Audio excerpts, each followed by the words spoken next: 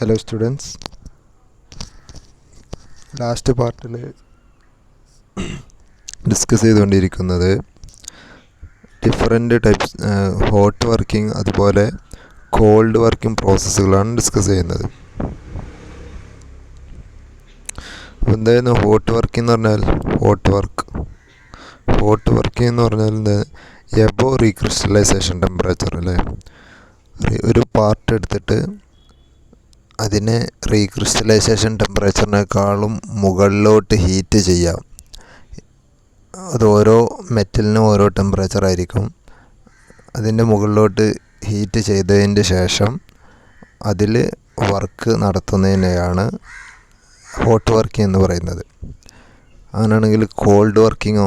Called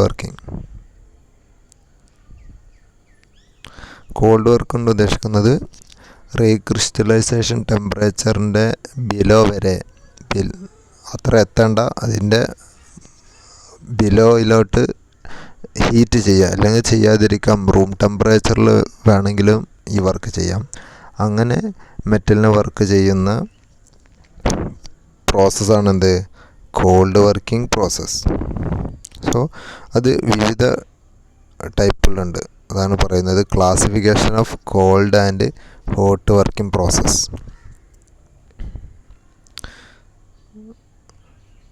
called working പ്രോസസ്സുകളിൽ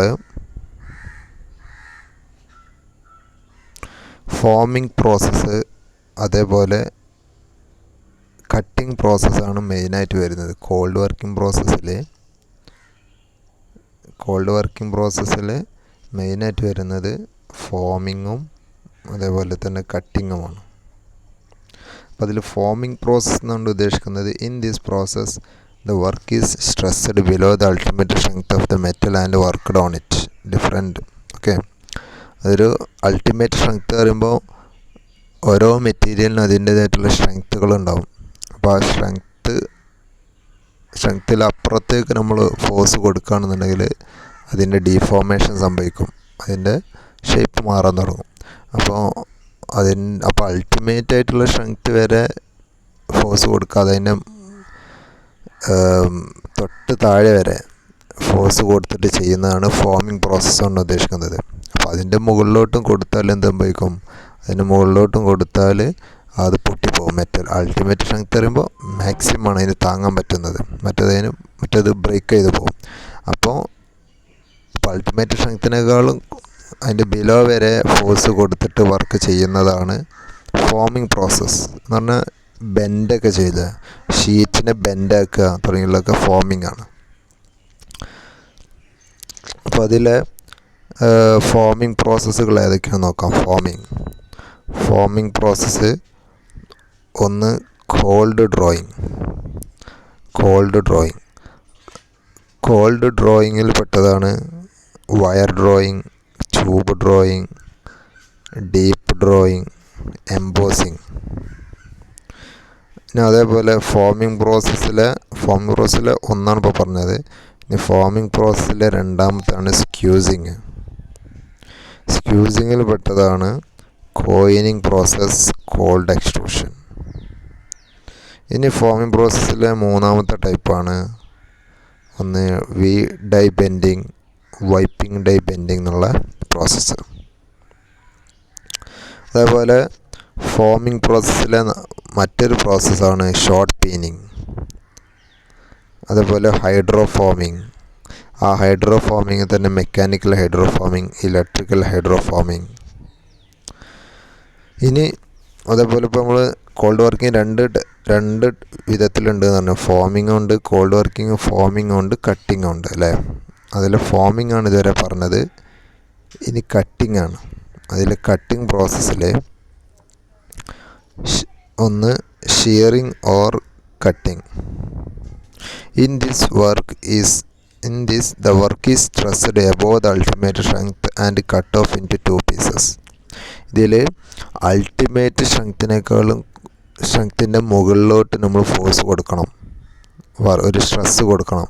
അപ്പോൾ എന്ത് സംഭവിക്കും? ബ്രേക്ക് ചെയ്ത് പോകും. അപ്പോൾ അത് കട്ട് ചെയ്യുന്ന രണ്ട് പീസായി മാറും, കഷ്ണം മുറിയെന്നർത്ഥം. അപ്പോൾ അങ്ങനെയുള്ള പ്രോസസ്സാണ് എന്ത് ഷിയറിങ് അല്ലെങ്കിൽ കട്ടിങ് കൊണ്ട് ഉദ്ദേശിക്കുന്നത്.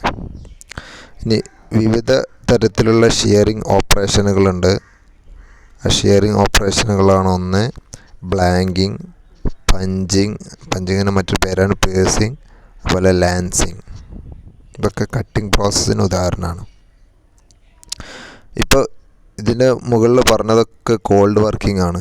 ഇനി പറയാൻ പോകുന്നതാണ് ഹോട്ട് വർക്കിംഗ് പ്രോസസ്സുകൾ. അതിലേതൊക്കെയുണ്ട് നോക്കാം.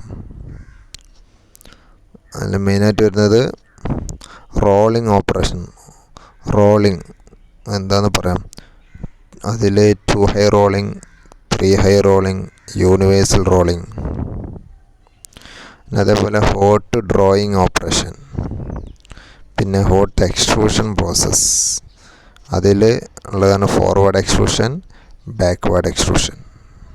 അല്ലെങ്കിൽ ഫോർവേഡിൻ്റെ മറ്റൊരു പേരാണ് ഡയറക്റ്റ് എക്സ്ട്രൂഷനും ബാക്ക്വേർഡിൻ്റെ മറ്റൊരു പേരാണ് ഇൻഡയറക്റ്റ് എക്സ്ട്രൂഷനും.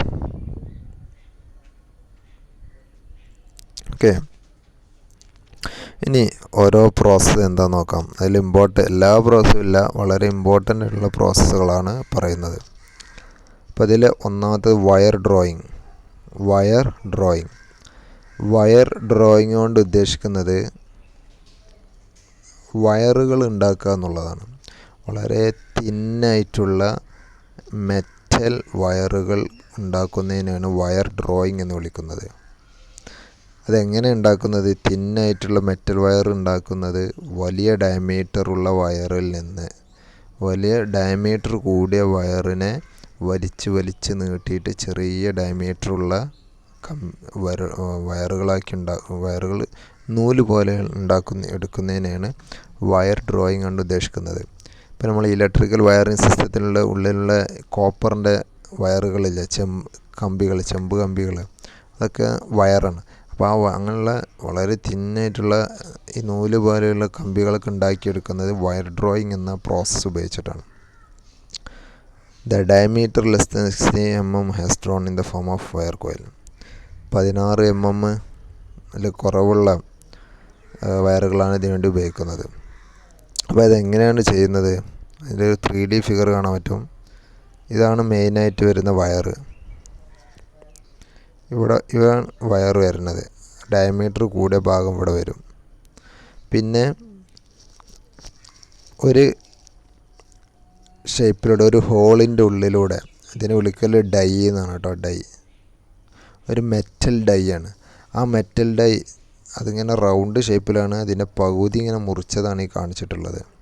ഇങ്ങനെ റൗണ്ട് ഷേപ്പിലായിരിക്കും ഉണ്ടാവുക. ഓക്കെ, അതിൻ്റെ പകുതി ചെത്തി ചെയ്താണ് കാണിച്ചിട്ടുള്ളത്. അപ്പോൾ ഇതേപോലെ മെറ്റൽ ഡൈകൾ ഉണ്ടാവും. ഒരു ഡൈ ഇവിടെ, രണ്ടാമത്തേത്, മൂന്നാമത്തേത്, നാലാമത്തേത്, അങ്ങനെ ഓരോ ഓരോ 1 by 1 ആയിട്ട് ഇങ്ങനെ വെച്ചിട്ടുണ്ടായിരിക്കും. ഇവിടെ ആ ഡൈൻ്റെ ഇവിടെ ചെറിയൊരു സെൻറ്ററിലൊരു പാസേജ് ഉണ്ട്. ഇവിടെ ഡയമീറ്റർ കൂടുതലായിരിക്കും പാസേജിൻ്റെ. ഇനി രണ്ടാമത്തെ ഡൈൻ്റെ പാസേജിൻ്റെ ഡയമീറ്റർ ചെറുതാവും, മൂന്നാമത്തെ അതിനേക്കാളും ചെറുതാവും, നാലാമത്തെ അതിനേക്കാളും ചെറുതാവും. ആ ഡയമീറ്റർ തീരുമാനിക്കുന്നത് നമുക്ക് എങ്ങനെയുള്ള വയറാണ് വേണ്ടത് എന്നത് നോക്കിയിട്ടാണ് ഡയമീറ്റർ തീരുമാനിക്കുന്നത്. അപ്പോൾ ഇവിടെ ചെയ്യുന്ന പ്രോസസ്സ്,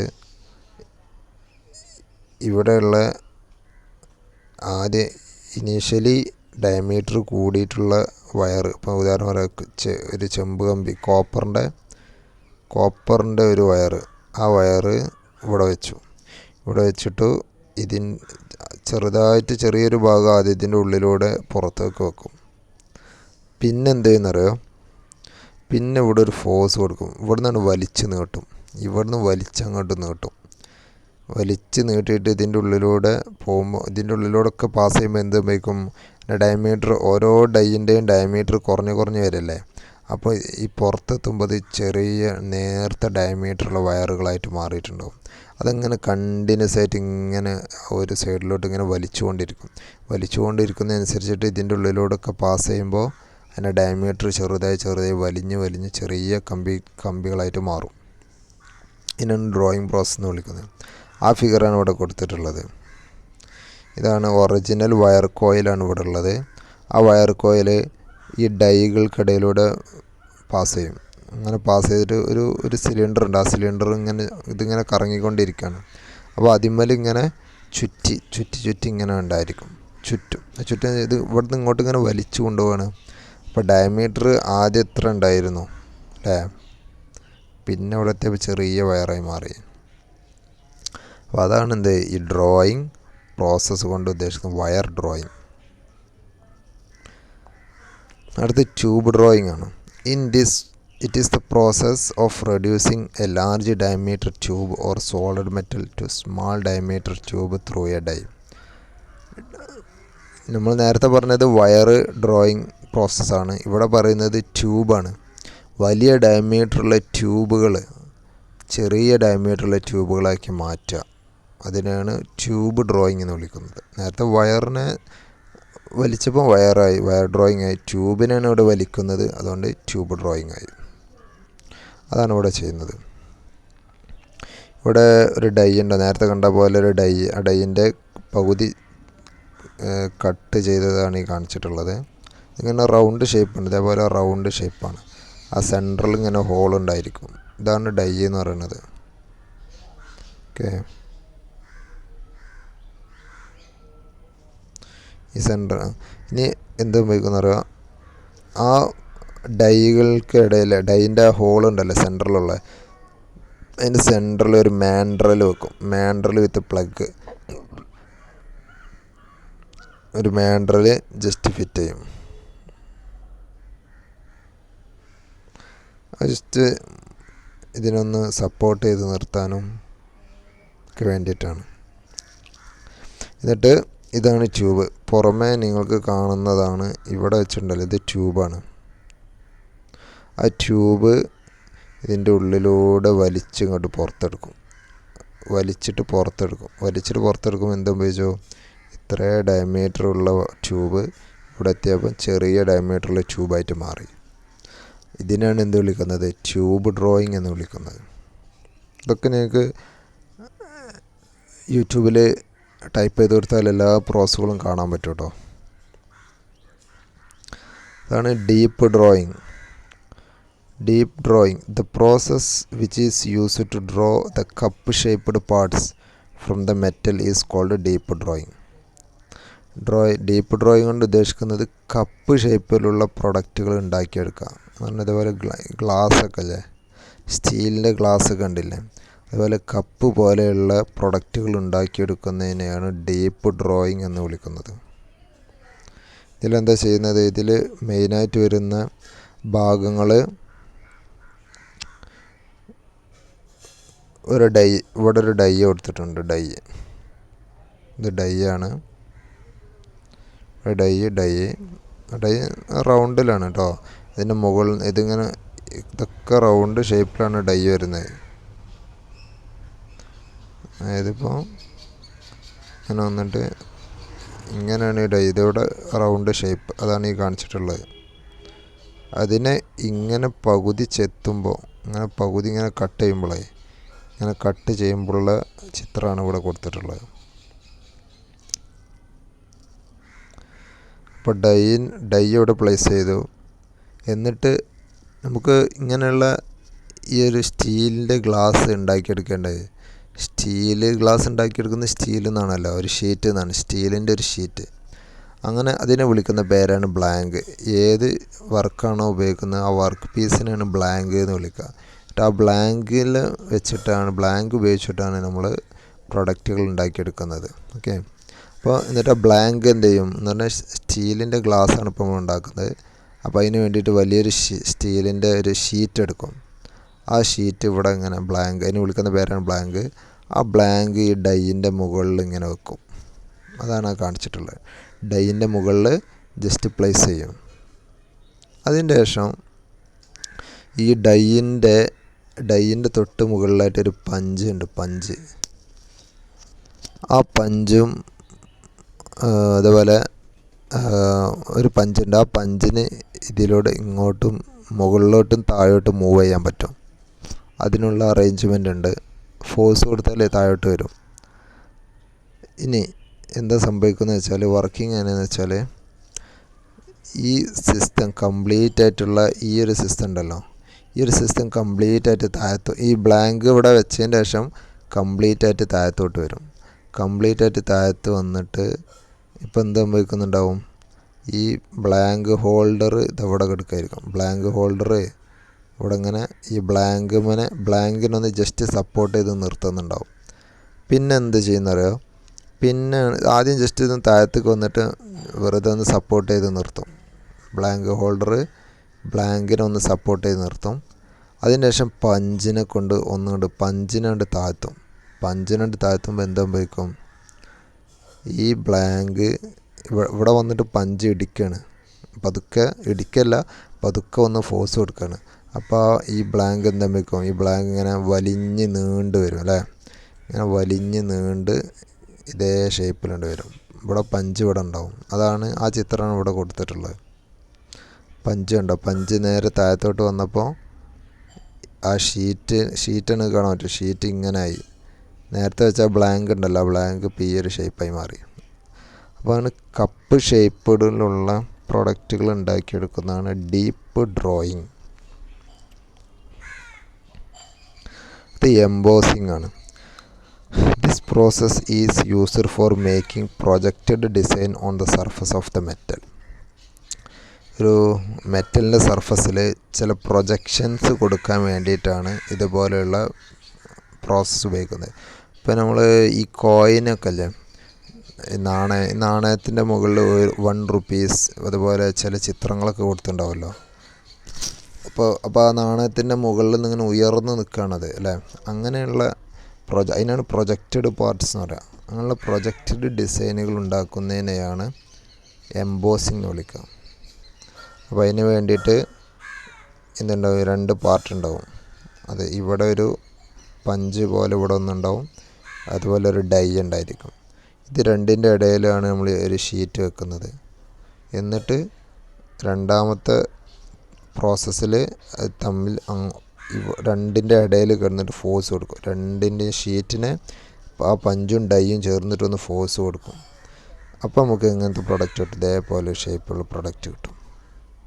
അപ്പോൾ ഈ ഡൈയിൻ്റെയും പഞ്ചിൻ്റെയും ഇതിൻ്റെ ഷേപ്പിനനുസരിച്ചിട്ട് ഈ പ്രൊഡക്റ്റിൻ്റെ ഷേപ്പും മാറും. ഓക്കെ. അടുത്ത പ്രോസസ്സാണ് സ്ക്യൂസിങ്. സ്ക്യൂസിങ് കൊണ്ട് ഉദ്ദേശിക്കുന്നത്, in this process the metal is forced to flow and fill the shape and profile the die. പറഞ്ഞാൽ സ്ക്യൂസിങ്ങിൽ 2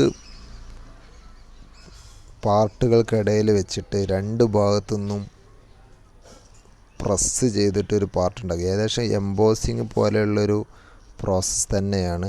അതുപോലെ മറ്റൊരു പ്രോസസ്സിനെ വിളിക്കുന്ന പേരിനാണ് സ്ക്യൂസിങ്. അപ്പോൾ ഇവിടെ പഞ്ച് ഉണ്ടോ, ഇവിടെ ഒരു പഞ്ചുണ്ട്, അതുപോലെ ഒരു ഡൈ ഉണ്ട്. എന്നിട്ട് ഈ പഞ്ച് ഇവിടെ ഒരു ബ്ലാങ്ക് വെക്കും. ആ ബ്ലാങ്ക് പഞ്ചിനുകൾക്കും ഡൈകൾക്കിടയിൽ ബ്ലാങ്ക് വെച്ചതിന് ശേഷം ഇതുപോലെ പ്രസ് ചെയ്യും. അതുപോലെ ഇവിടുന്ന് പ്രസ് ചെയ്തിട്ട് അതിനെ കംപ്രസ് ചെയ്ത് നിർത്തും. അങ്ങനെ കംപ്രസ് ചെയ്ത് നിർത്തുമ്പോൾ നമുക്ക് ഇതേപോലെ പ്രൊഡക്റ്റ് കിട്ടും. ഇത് ഏകദേശം സ്ക്യൂസിങ്ങും എംബോസിങ്ങും ഏകദേശം ഒരേ പ്രോസസ്സ് തന്നെയാണ്. Then cold extrusion. കോൾഡ് എക്സ്ട്രൂഷൻ്റെ മറ്റൊരു പേരാണ് ഇമ്പാക്റ്റ് എക്സ്ട്രൂഷൻ. ഇമ്പാക്റ്റ് എക്സ്ട്രൂഷൻ കൊണ്ട് ഉദ്ദേശിക്കുന്നത് എന്താണ്? ഇമ്പാക്റ്റ് പറഞ്ഞാൽ ഇമ്പാക്റ്റ് എന്നുകൊണ്ട് ഉദ്ദേശിക്കുന്നത് സഡനായിട്ടുള്ള ഒരു ലോഡിനെയാണ് ഇമ്പാക്റ്റ് എന്ന് വിളിക്കുന്നത്. സഡൻ ലോഡ്, വളരെ പെട്ടെന്നുണ്ടാകുന്ന ഒരു ആഘാതം. ഒരു ആക്സിഡൻ്റ് ഒക്കെ ഉണ്ടാകുമ്പോൾ ഉണ്ടാകുന്ന എന്താണ്? ആഘാതമാണ് അല്ലേ. അതാണ് ഇമ്പാക്റ്റ് എക്സ്ട്രൂഷൻ എന്ന് വിളിക്കുന്നത്. അത് കാരണം ആ ഒരു ഇമ്പാക്റ്റ് ലോഡ് ഉപയോഗിച്ചിട്ടാണ് ഈ ഒരു പാർട്ട് ഉണ്ടാക്കിയെടുക്കുന്നത്. When the sudden impact is given to the punch, the metal flows plastically in the upward direction. അതായത് ഇപ്പോൾ ഒരു ഇതാണ് ഡൈ. ഈ ഡൈയിൽ ഒരു ബ്ലാങ്ക് പ്ലേസ്, ആ ഗ്രീൻ കളറിൽ കാണിച്ച ബ്ലാങ്കാണ്. എന്തെങ്കിലും ഒരു മെറ്റൽ പീസാണത്. ആ മെറ്റൽ പീസ് ആ ഡൈയിൽ ഇങ്ങനെ പ്ലേസ് ചെയ്തിട്ടുണ്ട്. എന്നിട്ട് എന്താ സംഭവിക്കും? ഒരു പഞ്ച് ഉപയോഗിച്ചിട്ട് സഡനായിട്ടുള്ളൊരു പതുക്കെ, നേരത്തെ ഡീപ്പ് ഡ്രോയിങ്ങിൽ കാണാൻ പറ്റും. ഡീപ്പ് ഡ്രോയിങ്ങിൽ തുടക്കത്തിൽ പറഞ്ഞ ഡീപ്പ് ഡ്രോയിങ് ഉണ്ടല്ലോ, ഡീപ്പ് ഡ്രോയിങ്ങിൽ ഈ പഞ്ച് ഉപയോഗിച്ചിട്ട് പതുക്കെ ഇങ്ങനെ വന്ന് ഇവിടെ എത്തുമ്പോഴും പതുക്കെ സ്ലോ ആയിട്ടാണ് ഇതിനെ ഫോഴ്സ് കൊടുക്കുന്നത്. സ്ലോ ഫോഴ്സാണ്. ഗ്രാജ്വലി എന്നാണ് അതിന് വിളിക്കുക. ഗ്രാജ്വൽ ലോഡ് എന്ന് അതിനെ വിളിക്കുക. ഗ്രാജ്വൽ ലോഡ് എന്നാണ് അതിനെ വിളിക്കുക. സ്ലോ ആയിട്ടാണ് അവിടെ കാര്യങ്ങൾ ചെയ്യുന്നത്, ഫോഴ്സ് കൊടുക്കുന്നത്. എന്നാൽ ഈ കോൾഡ് എക്സ്ട്രൂഷൻ അല്ലെങ്കിൽ ഇമ്പാക്റ്റ് എക്സ്ട്രൂഷനിൽ ഞാൻ പറഞ്ഞ ഇമ്പാക്റ്റ് ലോഡാണ്. ഇമ്പാക്റ്റ് ലോഡ് എന്ന് പറഞ്ഞാൽ സഡൻ ലോഡ്. അപ്പോൾ ഇവിടെ ഒരു ബ്ലാങ്ക് ഇവിടെ പ്ലേസ് ചെയ്തിട്ടുണ്ട്. ഒന്നാമത്തെ സ്റ്റെപ്പിൽ ബ്ലാങ്ക് പ്ലേസ് ചെയ്തു. പിന്നെ പഞ്ച് ഉപയോഗിച്ചിട്ട് സഡനായിട്ടുള്ള ഒരു ലോഡ് കൊടുത്തു, ഇമ്പാക്റ്റ് ലോഡ് കൊടുത്തു.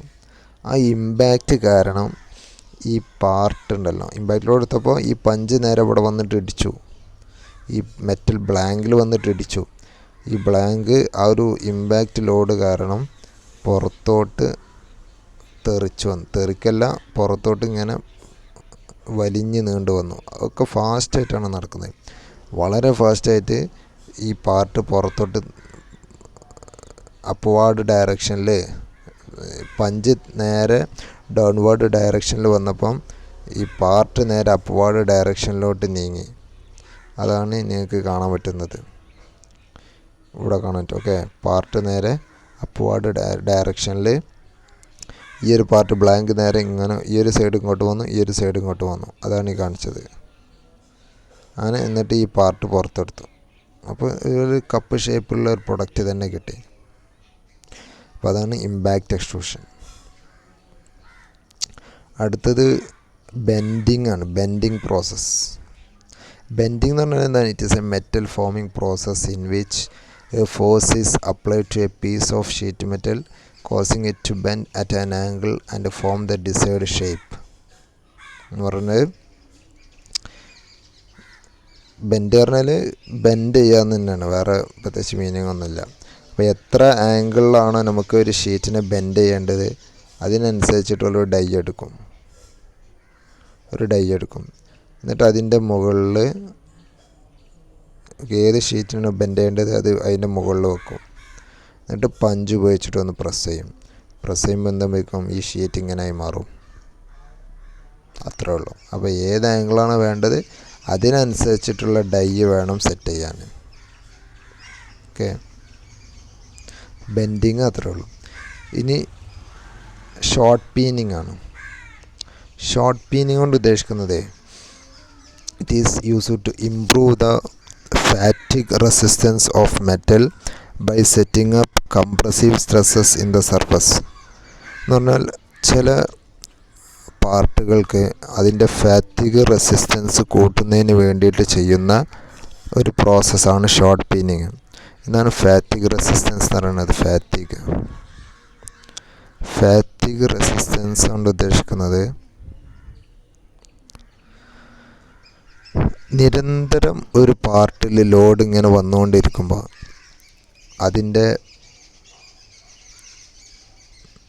അത് പെട്ടെന്ന് ചിലപ്പം ബ്രേക്ക് ചെയ്ത് പോകാനുള്ള സാധ്യതയുണ്ട്. അപ്പോൾ ചിലപ്പോൾ ഒരു മെറ്റൽ പാർട്ടുണ്ട്. ആ മെറ്റൽ പാർട്ടിൽ ഒരു ഫോഴ്സ് കൊടുക്കും. ഒരു ഫോഴ്സ് ഇങ്ങനെ കൊടുത്തു എന്ന് വെച്ചോ. അങ്ങനെ ഫോഴ്സ് കൊടുത്താൽ ചിലപ്പോൾ അതിൻ്റെ ഡിസൈൻ ചെയ്യുന്ന സമയത്ത് കാൽക്കുലേഷൻ ഉണ്ടാവും. അങ്ങനെ ഫോഴ്സ് കുറേ കാലത്തിന് ഇങ്ങനെ കണ്ടിന്യൂസ് ആയിട്ട് കൊടുത്തോണം. 100 എന്ന് പറഞ്ഞ ഒരു പോയിൻ്റിലെത്തുമ്പോൾ അത് പൊട്ടിപ്പോകും. അത് ജസ്റ്റ് സപ്പോസ് അങ്ങനെ വിചാരിക്കാം. 100 എന്ന് പറഞ്ഞപ്പോൾ ഒരു ഫോഴ്സിൽ ലോഡ് ഒരു കാലം 100 പറഞ്ഞൊരു ഫോഴ്സ് കൊടുക്കുമ്പോൾ പൊട്ടിപ്പോകും. 100 എന്ന് പറഞ്ഞൊരു ഫോഴ്സ് എത്തുമ്പോൾ പൊട്ടിപ്പോകും. മാക്സിമം അതിന് താങ്ങുന്നതിന് എത്രയാണ്? 100 നോക്കാം. എന്നാൽ ഇതേ പാർട്ടിൽ ചിലപ്പോൾ എന്ത് സംഭവിക്കുന്നറിയോ, നിങ്ങളൊരു 50 ന്യൂട്ടനുള്ളൊരു ഫോഴ്സ്, 100 ബ്രേക്ക് ചെയ്യാൻ വേണ്ടത്. ചിലപ്പോൾ നിങ്ങൾ 50 ഉള്ള ഫോഴ്സ് കൊടുത്താൽ ചിലപ്പോൾ എന്താവും? പൊട്ടിപ്പോവില്ല, ഉറപ്പാണ്. പക്ഷേ ഈ 50 പല തവണയായിട്ട് റിപ്പീറ്റ് ചെയ്തുകൊണ്ടിരിക്കുകയാണെന്ന് വെച്ചോ. ആവർത്തിച്ചുകൊണ്ടിരിക്കുകയാണ്. കണ്ടിന്യൂസ് ആയിട്ട് ഇങ്ങനെ ലോഡുകൾ ഇങ്ങനെ വന്നുകൊണ്ടിരിക്കുകയാണ് അതിന്മേൽ. അങ്ങനെ ആകുമ്പോൾ ചിലപ്പോൾ അത് എന്താകുമ്പോഴേക്കും ഈ ഒരു 50 ആകുമ്പോൾ തന്നെ ചിലപ്പോൾ പൊട്ടിപ്പോകും. ശരിക്കും അതിൻ്റെ വേണ്ടത് 100 പൊട്ടുക എന്നുള്ളതാണ്. പക്ഷേ അതിങ്ങനെ കണ്ടിന്യൂസ് ആയിട്ട് റിപ്പീറ്റഡ് ലോഡ് വന്നുകൊണ്ടിരുന്നാൽ അത് ചിലപ്പം ബ്രേക്ക് ചെയ്ത് പോകാനുള്ള സാധ്യതയുണ്ട്. അപ്പോൾ അതിനാണ് ഫാറ്റിഗ്. അതിനെ എതിർക്കാനുള്ള ഒരു മെറ്റലിൻ്റെ എബിലിറ്റിക്ക് വിളിക്കുന്ന പേരാണ് ഫാറ്റിഗ് റെസിസ്റ്റൻസ്. ഓക്കെ, അപ്പോൾ ആ ഒരു ഫാറ്റിഗ് റെസിസ്റ്റൻസ് കൂട്ടാനുള്ള ഒരു പ്രോസസ്സാണ് എന്ത്, ഷോർട്ട് പീനിങ് എന്നുകൊണ്ട് ഉദ്ദേശിക്കുന്നത്. അതെങ്ങനെ നമുക്ക് കൂട്ടാൻ പറ്റും? ഇപ്പോൾ വണ്ടിൻ്റെ വലിയ വെഹിക്കിളിൻ്റെയൊക്കെ ലീഫ് സ്പ്രിങ് ഉണ്ടല്ലോ, ആ ലീഫ് സ്പ്രിങ് ഇങ്ങനെയല്ലേ ലീഫ് സ്പ്രിങ് ഉണ്ടാവുക.